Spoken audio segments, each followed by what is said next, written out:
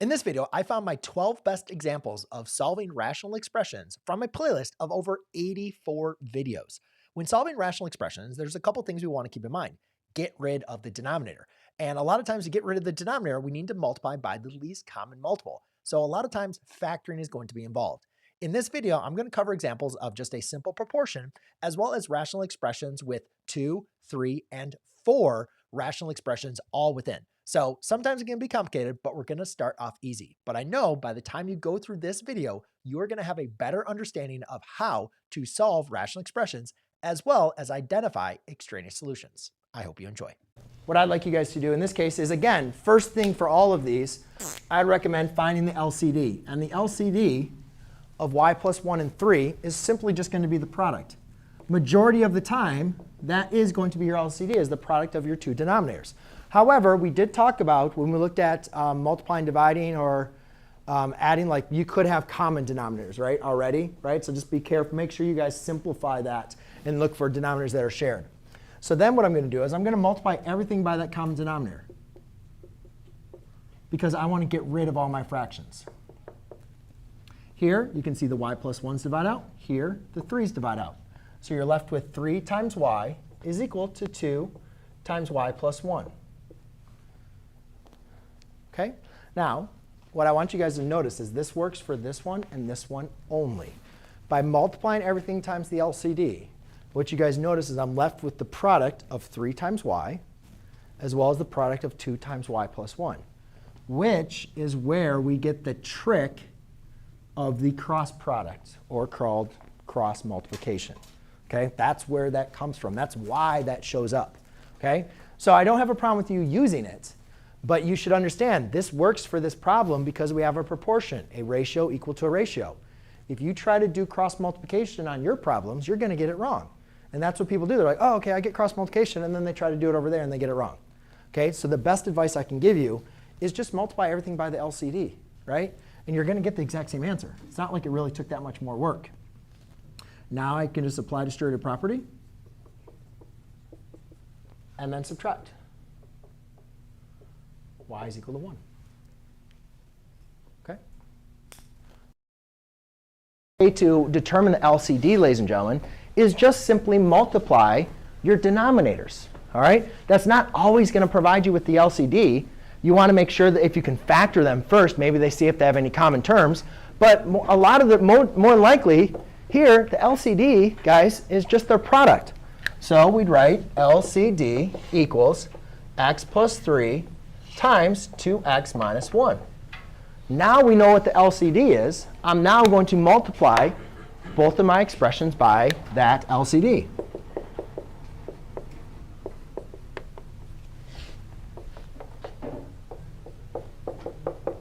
Does everybody see what I did?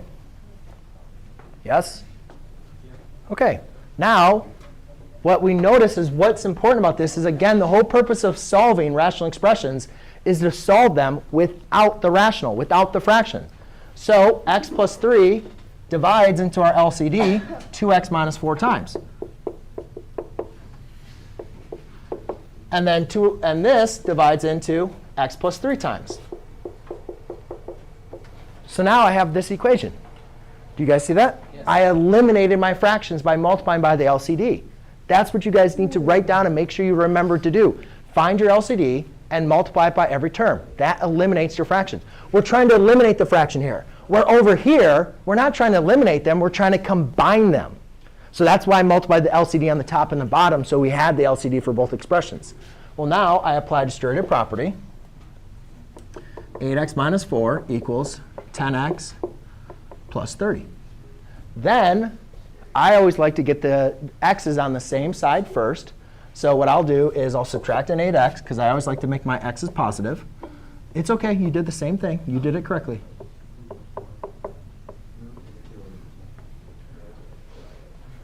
Or maybe not. Then I'll subtract 30. And I have a negative 34 equals 2x. Oh, so either way, it's going to be. Yep. Oh, it's gonna be Jay, you're supposed to know about it. So in this example, ladies and gentlemen, Again, the first thing that we need to do is we need to identify the LCD. LCD, again, is just going to be the product of the denominators. It's really redundant. All right? But you guys got to know the difference of when you're solving and when you're adding. When we're adding, we're trying to get common denominators. When we're solving, we're trying to get rid of the denominators. So what I'm going to do is I'm going to take my LCD and I'm going to multiply it by every single term. So I multiply 3x times 2x plus 5. Multiply it by this term. I have to multiply it by my middle term. And I have to multiply it over here.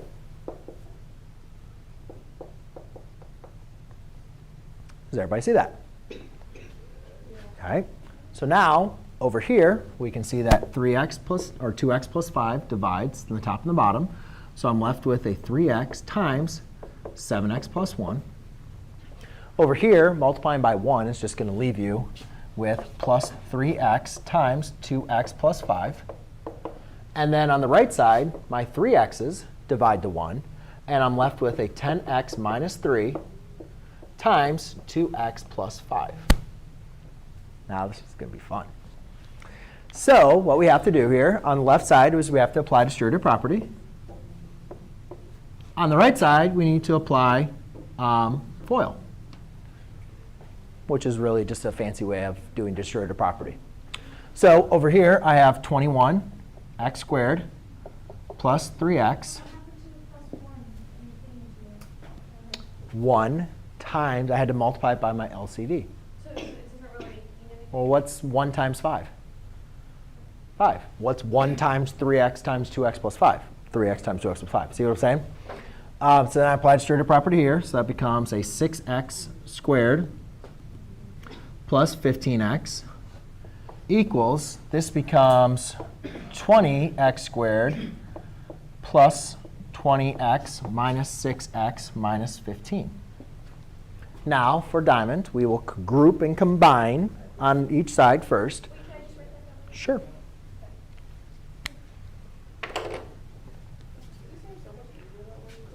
Got a marker in my pocket. You're right. No, very, very much so. So we have 21x squared plus 6x squared gives me 27x squared. 3x plus 15x is going to be 18x equals, let's see here, I got 20x squared. 20x minus 6x is going to be 14x minus 15.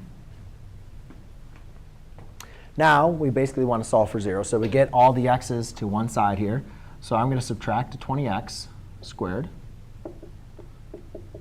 I'm going to subtract the 14x. And I'm going to add the 15. Yes? I'm just undoing everything on the right side. 21 plus 6.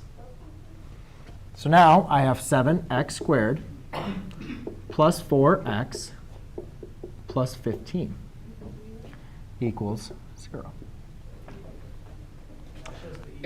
So now what we simply need to do is we need to solve for 7. We need to now factor this, right? If we're solved, this is a quadratic, so we've got to be able to factor it. Now, ladies and gentlemen, you could obviously use the diamond method, but I really don't want to multiply 7 times 5, that's going to be 100. What two numbers multiply 105? I had to give you 4. We could probably figure it out if we thought about it. But the other way to do this is think about your factors. To multiply to give you 7x, it's going to have to be 7 or x times 5. Then I basically just think about my factors of 15, which are only 15 and 1 and 5 and 3, right? So it's really going to be like 5 and 3, which we can interchange, or 15 and 1, which we can interchange. Or 15 and, 1. So I look at this and I just try to see which ones would kind of make sense here. They're both positive and they have to add.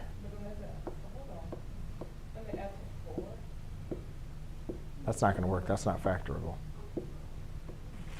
That's not going to be factorable.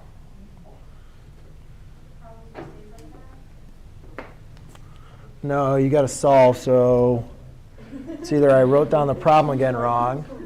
2x plus 5 to 2x plus 5 plus 1 over 10x minus 3 divided by 3x. Oh, 34 has no solution. No, we're doing 30 is 5/7. OK. So let's look at this one. 5/7. We could just stop here after. Let's just go here. All right. This shows the easier way to do it. Kojan, you said that one time and nobody laughed. No, it's like I'm dead serious. I know, but you said that the first time and nobody laughed. Nobody was supposed to laugh. I don't want to do it. It's a problem. Well, good. Well, then that's what you'll be left with then. This is the method of what you've been doing. This is how we've been. All we did, Kojan, is the same method. I started off with a very, very basic problem, which was like the numbers. Then we moved to one with one variable. Then we moved to one with another expression. Now we're working with one with multiple expressions. So it's the same process, but we're getting into more and more complicated problems. So if I multiply, I'm doing everything 3x. 3x plus 2x plus 5, that becomes 6x squared plus 15x. 20x squared, has anybody seen any? I did make a mistake. OK. So that's 10x squared. Yeah, it's 50x. Where did I? 10x times 5 becomes 50x. 50x and minus negative 6x. All right, so then that becomes a negative 46, or a positive 46x. I didn't do 10x times 5. I didn't do 10x times 5. So 10x times 5 is going to become 50x. OK? And it's still minus 6x. So then that becomes a positive 46x. So I'm really subtracting 44. Thank you. So I'm really subtracting a negative 44x. So when I subtract a negative 44x, my factor is to become different. So now my middle term is going to become a negative 44 plus 16. So it becomes a negative 26x. All right. So now let's go and see if that is factorable. So if I were going to replace these, so now we know that both my terms have to be negative. So let's see, does this work? Does negative 5 and negative 3, does that work? We know that negative 5 times negative 3 is positive 15. 7x times x gives you 7x. But does my middle terms, does negative 5 times 3 and does 7 times negative 3, does that give me negative 26?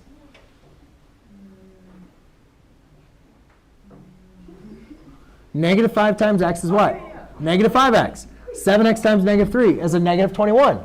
So guess what? It works. Yay. So you guys can say that that becomes 7x minus 5 times x minus 3 equals 0. Now you can apply your, now what we can do is use our zero product property and say 7x minus 5 equals 0 and x minus 3 equals 0. So therefore, x equals 5/7 and x equals positive 3. And both of those are solutions, can be solutions to our problem.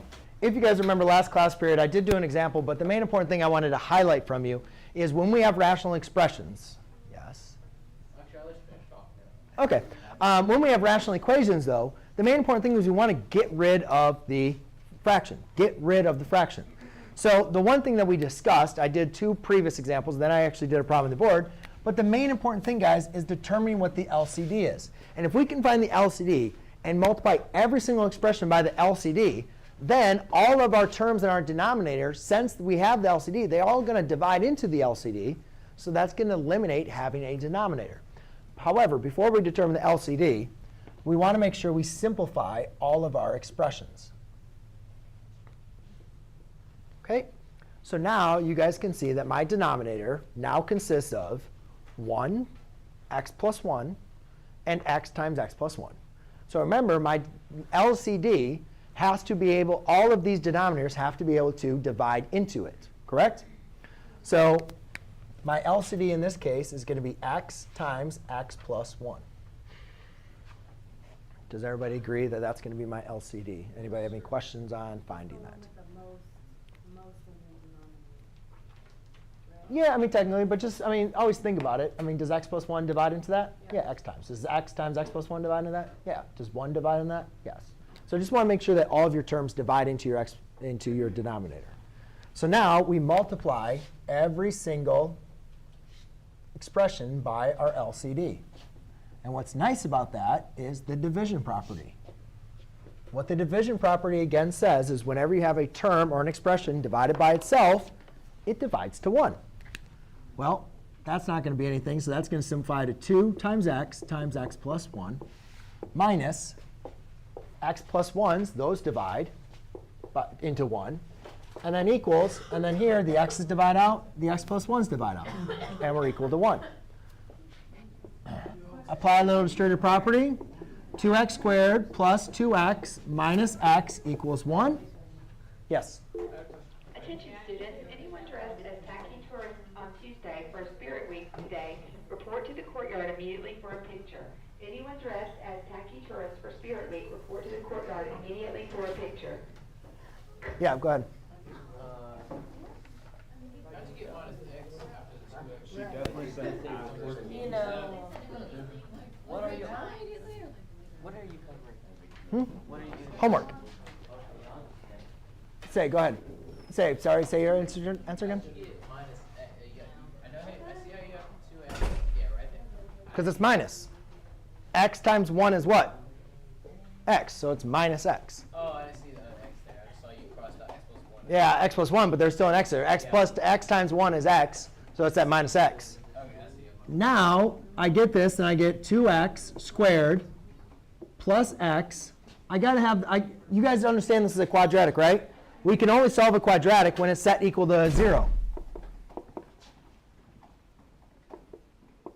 So minus 1 equals 0. Now, I want to see, is this factorable? Can I factor this where my two numbers multiply to give me negative 1, but then they also add to give me a positive x in the middle?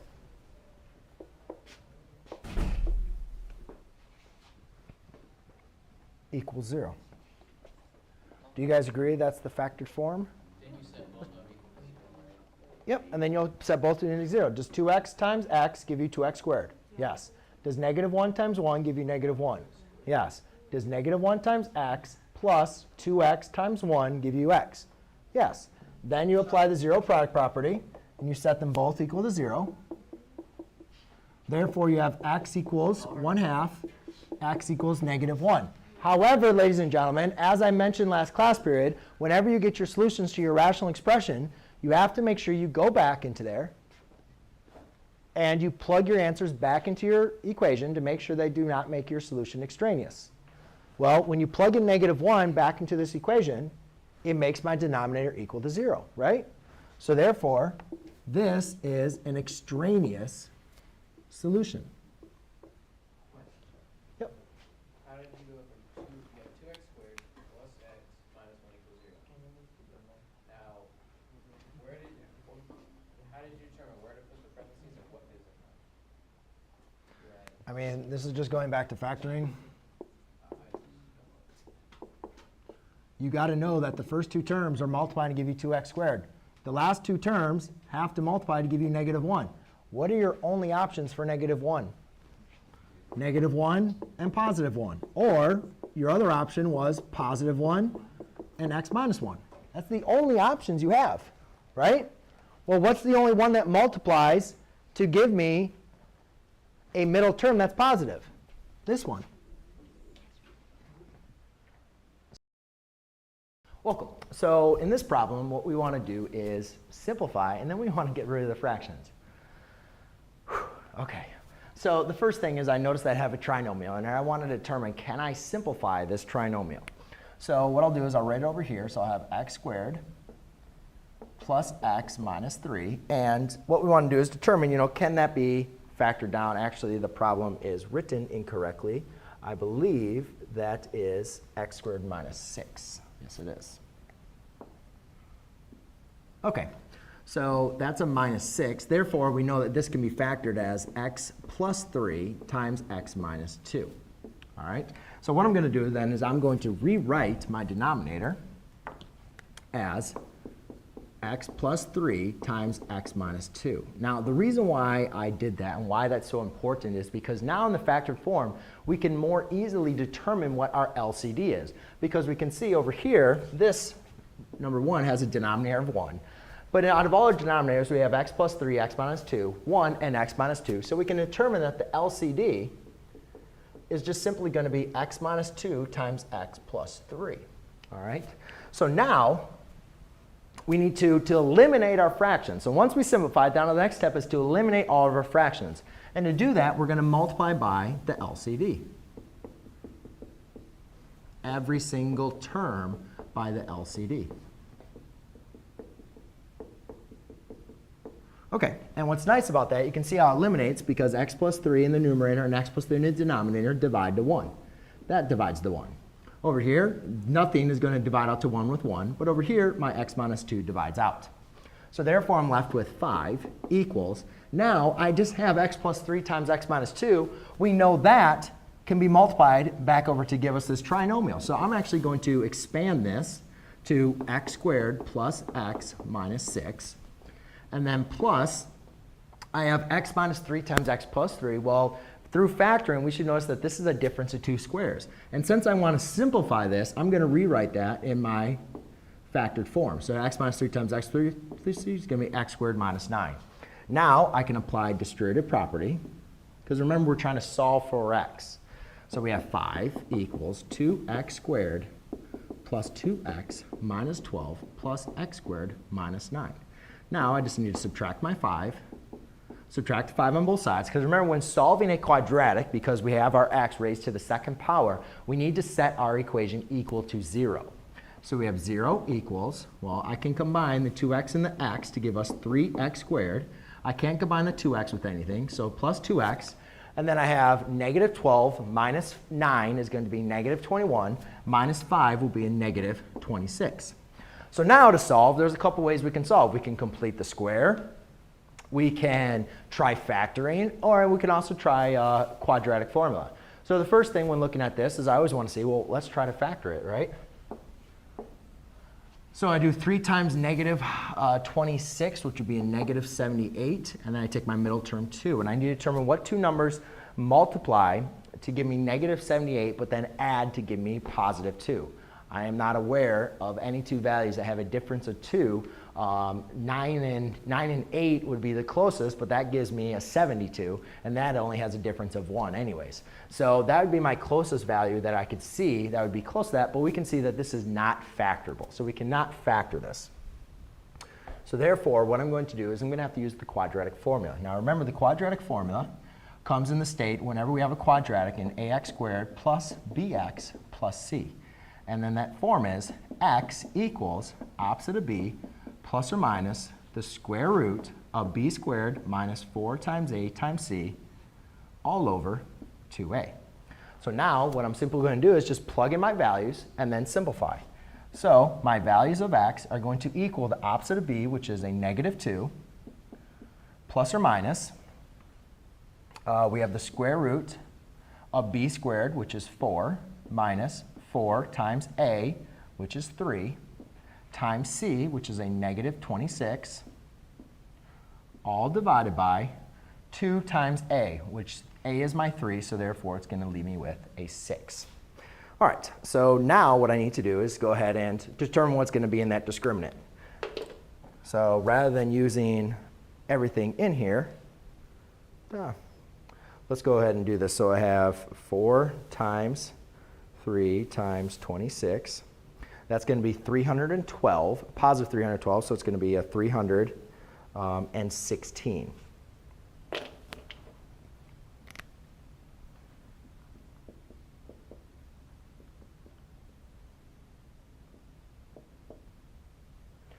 (316) divided by 6. Now what we want to do is see, can we simplify that 316 by using any of our, simplify that radical where we can break it out and then see if we can simplify that at all to be able to simplify our answer. So let's see here, I can, no.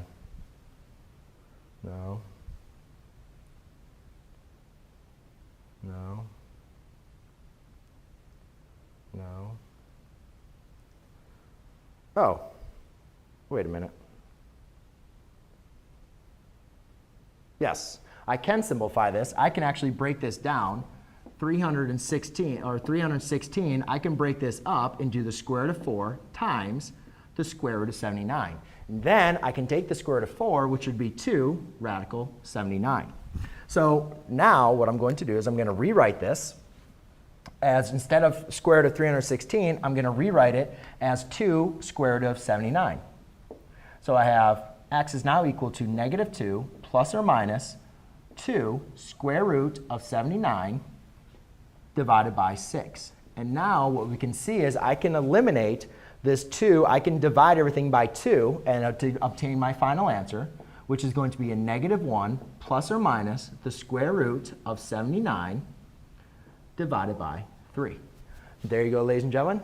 That is how you solve your rational expression. And then we can take that value and see if either that would give me 0 in either one of my denominators. We're good, so there's no extraneous solutions. So we're all set. Thanks.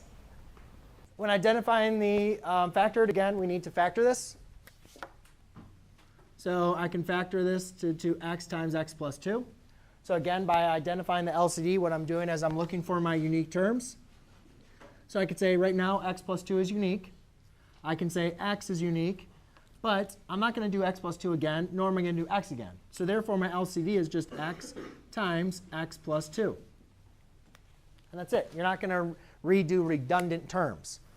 But now, to simplify this, I'm going to multiply by my LCD, which is x times x plus 2, x times x plus 2, times x plus 2. What you guys will see is my x plus 2's divide out. Here, my x's and x plus 2's divide out. And here, my x's divide out. So therefore, I'm left with 3x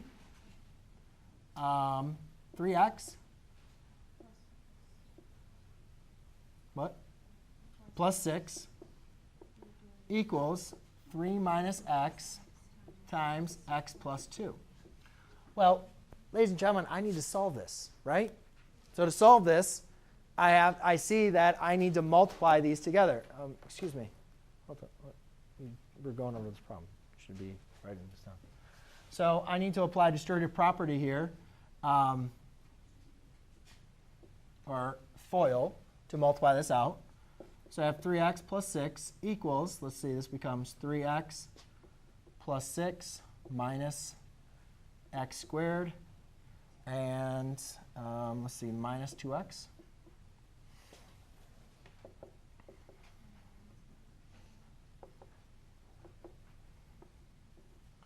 So I get 0 equals negative x squared minus 2x. I'll put those on the other side. So I get x squared plus 2x equals 0.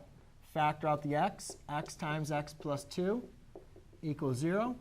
Use the 0 product property. I get x equals 0 and x equals negative 2. Great. Those are my two solutions. However, remember, we want to check for extraneous solutions. If I take those values and plug them back into my original equation, I don't want to have 0 in the denominator. If I do, that means the solution is extraneous. If I plug 0 in for x right here, I get a denominator that's 0. So therefore, x equals 0 is what we call extraneous. So it's not actually a solution, or a real solution. Then I have x equals negative 2. If I was to plug that over here, I'd get 0 as well. So this is extraneous. So my two solutions are extraneous. Or we could also just write so no real solutions. You guys can see we have x plus 2 divided by x minus 4 divided by... Mr. McLogan, Yes? would you please send Jake Swisher to the front office to check out, please? OK. Just make sure you write down your homework, OK? And I'll put this online as well. So, ladies and gentlemen, when you're looking at a problem like this, do you guys remember the problems that we wrote down last class period? Where I saw, it was basic fractions, but we had like a variable in the denominator, right? You guys remember that? OK. So the main important thing, whenever you're solving, the main thing we got to do is get these variables off the denominator. So to do that, what we're going to want to do is multiply every single term by the LCD. So we have to figure out what the LCD is. Now, in our focus lessons, we practiced. Remember when we were adding and subtracting, right? With unlike denominators, we had to find the LCD.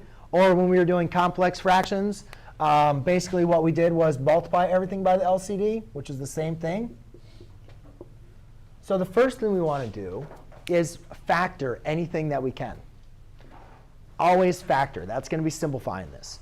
So now you guys see x squared minus 1, I factored using difference of two squares as x minus 1, x plus 1. Okay? So now I need to find the polynomial that both x minus 1 and x plus 1 and x all divide into. Agreed? OK.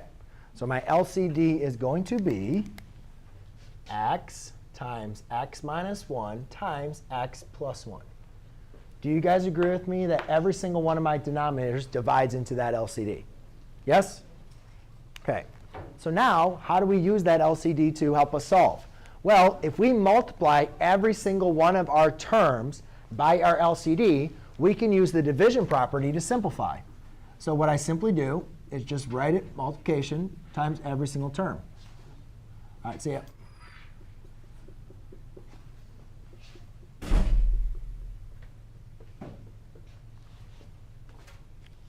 So let's see what happens using the division property. X divided by x,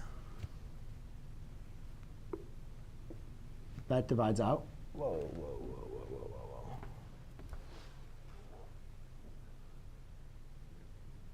whoa. Oh, I'm an idiot. I wrote the wrong problem down. I'm sorry. Sorry about this. Hold on. Sorry. This problem was x squared minus x. Sorry. So therefore, this gets factored into x times x minus 1. Sorry. I don't want to like over make this problem. I just realized I'm like, this is going to be an issue. We're going to have a cubic. And not like you couldn't do it, but that's just going to make this problem much more difficult. So anyways, this gets factored down to x times x minus 1. Therefore, my LCD is x and x minus 1. Does that make sense? OK. So if I multiply everything times x times x minus 1, my x's divide out. Here, my x minus 1's divide out. And here, my x's and the x minus 1's divide out to 1. So therefore, now I'm left with an x minus 1 times x plus 2 minus 4 times x equals negative 2. Does everybody follow me? Anybody have any questions? Are we OK? I'm just waiting for questions. We're good. Kind of. Now, apply FOIL here. You get x squared plus x minus 2 minus 4x equals negative 2. I realize this is a quadratic, so I want to get all my terms onto the same side, right? So I'll add a 2, add a 2. And I get x squared, let's see, minus 3x equals 0. Now, yes?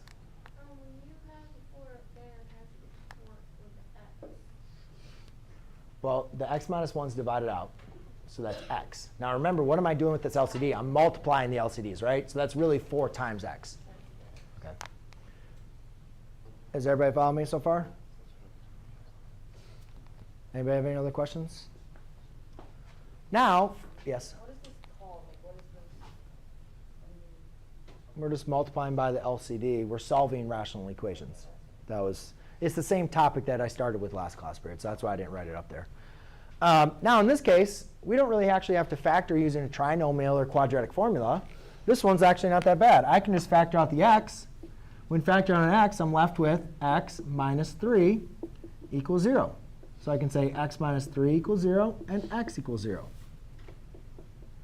So my solutions in this case is 3, 0. However, when you're going back up to your problem, you got to make sure you plug your answers back in.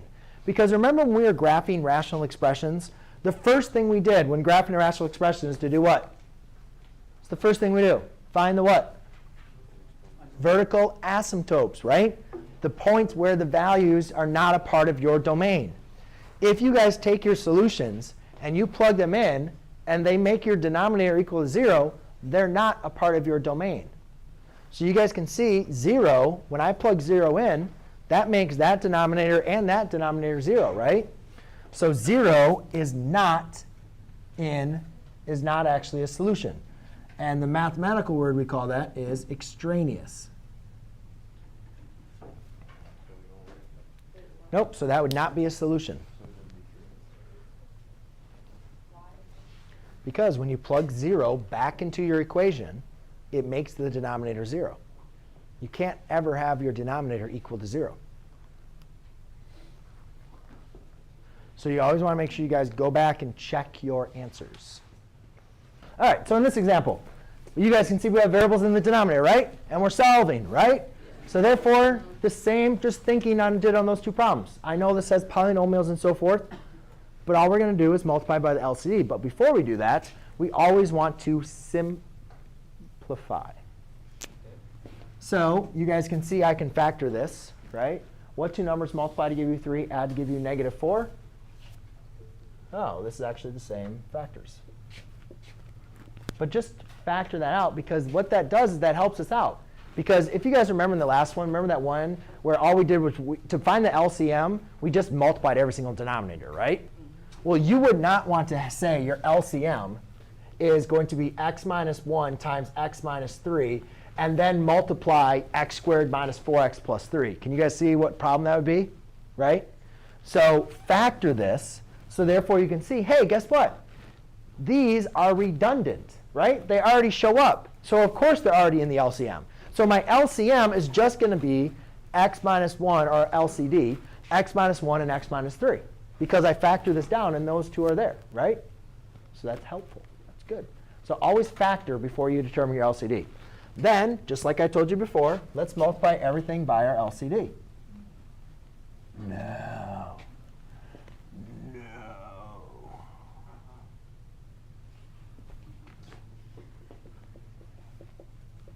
OK, so what's nice about doing that is just like I told you guys when we were simplifying. Remember when we were adding and subtracting, simplifying, and all that stuff we did in this class period? We can now apply the division property.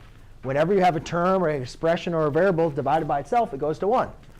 X minus 1 divided by x minus 1 is just 1. But again, what I just said only applies when they're separated by multiplication, right? Do you guys see how those are all separated by multiplication? Yes? OK. Done. Here, the x minus 3's divide out. So anyways, I'm left with a 2x times x minus 3. Here, I'm left with a positive x minus 1. And here, the x minus 1's divide out, and x minus 3's divide out. So I'm left with a 2. That's it. Huh? Cross multiply what?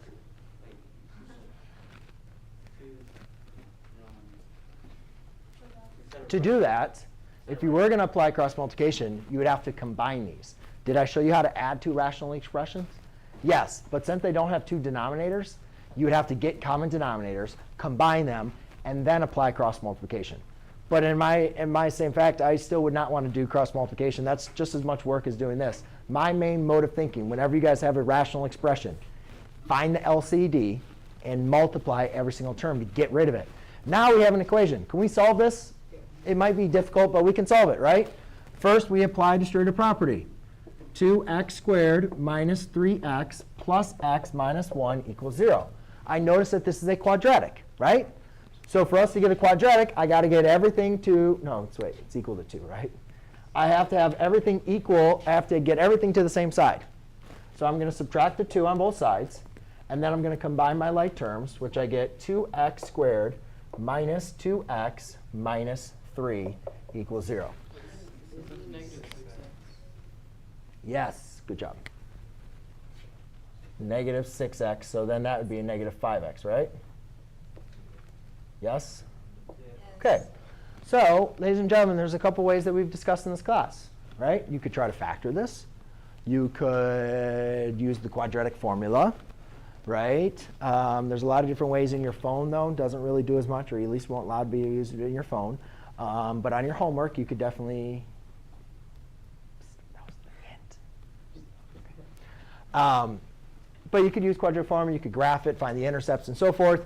But this one looks like it should be hopefully quickly, easily be factorable, because there's only two terms that can give us 2x squared. And that's going to be 2x and x. So now all I simply want to do is go ahead and determine what two numbers multiply to give me negative 3, that's also going to give me a negative 5x. So it's either 3 and 1 or 1 and 3. We know that one of them has to be positive, one of them has to be negative, though, right? Because they're multiplying to give you a negative 3. So the 3's there or a 1's there, or it's a 1 and a 3. And when I calculate the inner and the outer, what I notice is if I did 2x times negative 3, that would give me a negative 6x. And then if I added that to 1 times x, which is 1x, that would give me 5x. So I factored it down to 2x plus 1 times x minus 3 equals 0. And then I apply the zero product property to x minus 3 equals 0. And then x equals negative 1/2, and x equals 3. However, I'm still not done. Because as you guys remember when we were talking about these graphs, when we were like graphing them, what's the first thing we found out with the graphs? What's the first thing we found out about the graphs? Step number 1. What's the first thing we find? Anybody? Vertical asymptotes. What is the vertical asymptote? The vertical asymptote, what makes the denominator equal to 0, right? The vertical asymptote is not a part of the domain. It's that vertical line. You cannot graph it. So whenever you find your solutions, you have to make sure you go back and take your answers and make sure that they do not make your denominator equal to 0. And guess what? When I take my solution 3 and I plug it back into my equation, when I take my solution 3 and I plug it back into my equation, one more time. When I take my solution 3 and I plug it back into my equation, you can see that I get the denominator to 0, right? So therefore, this solution is what we call extraneous. It's not actually a part of the domain. Even though it's a solution, it's not a part of the domain, right? It would actually be like it's not there. It's not actually a point on the graph. So we just have negative 1/2, which does not make any of the denominators 0. OK? Because it makes the denominator 0. Right? And remember when you were graphing rational expressions, whatever made the denominator 0 was an asymptote, right? So therefore, if this makes the denominator 0, it's not going to be a solution to the graph. OK? Again, ladies and gentlemen, when we see a rational expression, we automatically know, OK, I don't want to deal with fractions, right? You offered a thing of subtracting fractions. Hey, if you remember how to do it and you can do it and you're comfortable with it, that's awesome. That's the way you should be. But for the majority of you, you guys just don't even want fractions. You don't even want to talk to fractions. You don't even want to deal with them. You don't want to see them. You want to get rid of them, right? Out of your life. So what we simply need to do is when creating our fractions, let's just get rid of them. So the best way to get rid of our fractions is to multiply by the LCM. So we look at this and we say, what's our LCM? Now, some of you might look at this and say, all right, well, what we've done before is we just taken the denominator for each one of these 3 and said that was the LCM, right? So you guys might say, well, logic might tell you, OK, the LCM equals x plus 5, x plus 3, and x squared plus 8x plus 15. Now, that's a pretty big LCM. And that's going to be a lot to multiply everything by there. But what we want to do is, can we simplify? Always look, ladies and gentlemen, especially when you have a trinomial, can we factor that a little bit further? And of course, what we notice is this can be factored down to x plus 3 times x plus 5. So therefore, we notice that this is redundant, right? LCM says least common multiple. So we don't need to multiply this again. So our LCM then is just going to contain x plus 5 and x plus 3. So now what I'm going to do, yes? So when x plus 5 and x plus 3 just cancel out x squared plus 8x plus 15? Yeah, it's because they're the exact same, right? So they're just going to divide to 1. So we'll get that in a second. So now I need to multiply every single term by my LCM.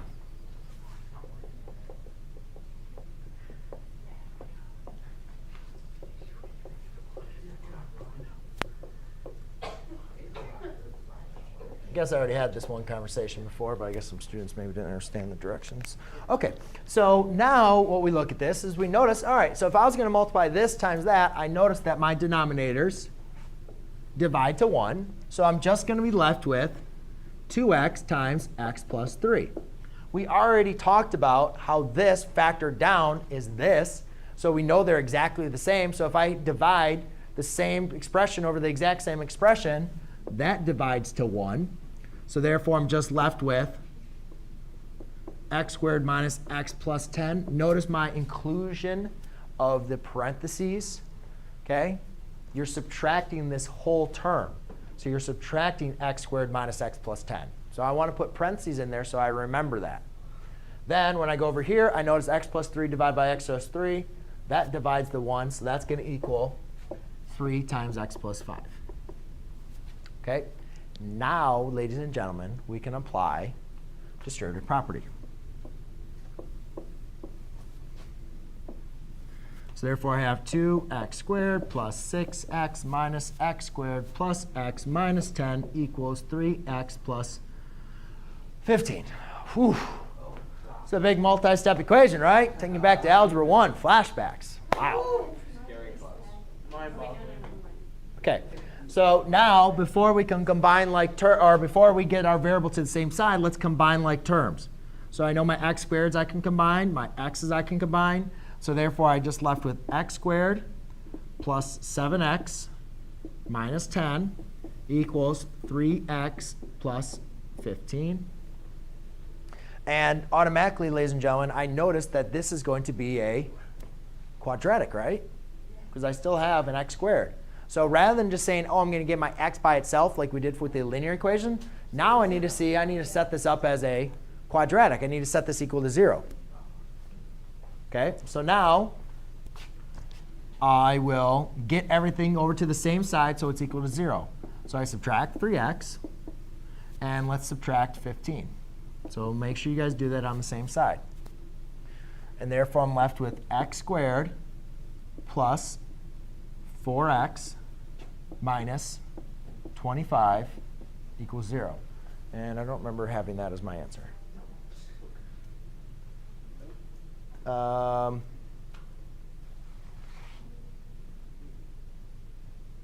OK, where did I go wrong? It's plus 15. Well, I have a positive 10. Oh, this should have been. Oh, I wrote the problem wrong. My bad. Mr. McLogan. You are something.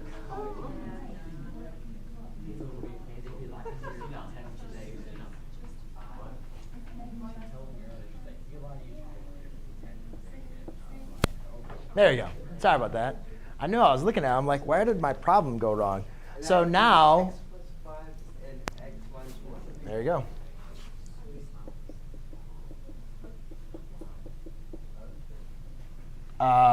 No. I'm sorry. X plus 5, x minus 1.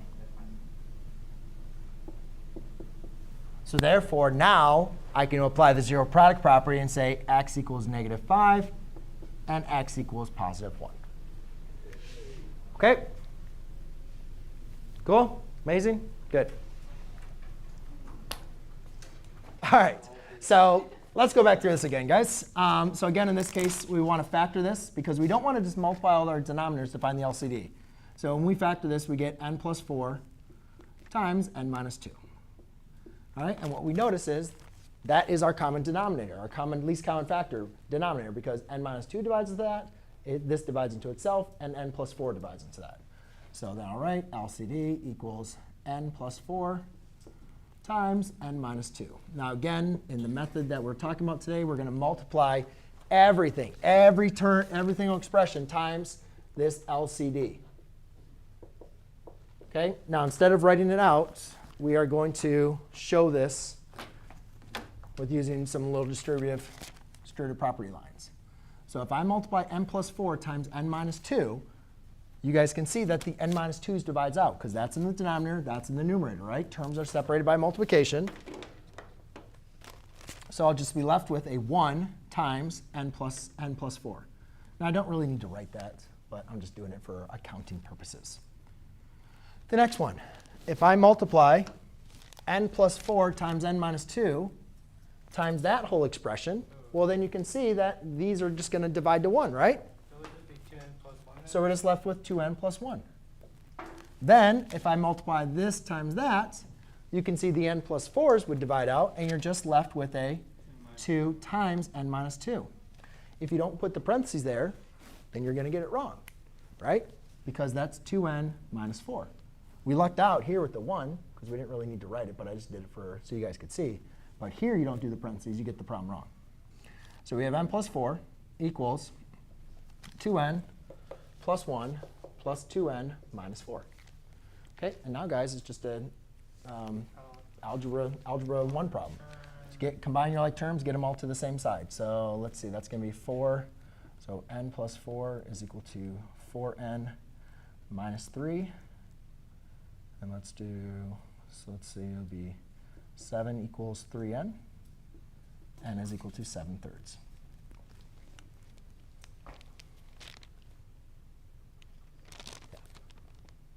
Yes? No? Anybody checking my work? Looks good? Yeah?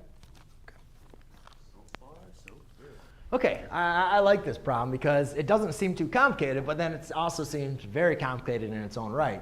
A lot of the problems I've already showed you has binomials, adding, subtracting, multiple expressions. And this one's just a proportion, right? One ratio is set equal to another ratio. And what we talked about that, when we have that, we can apply cross multiplication. So what I'm talking about is we can apply cross products. So therefore, we could say 2 times 2 is 4 is equal to x times x, which is equal to x squared. However, now we're solving for something that's x squared and not just a linear value of it. So what we can do now is introduce the square root. So to undo, remember when undo adding, you subtract. To undo multiplication, you divide. To undo the squaring function, we take the square root. But remember, when we introduce the square root, we have to make sure we include the positive and the negative value. Because what two numbers multiply give you 4 could be positive 2 and positive 2. It could also be negative 2 and negative 2. So therefore, my final answer is going to be x equals plus or minus 2.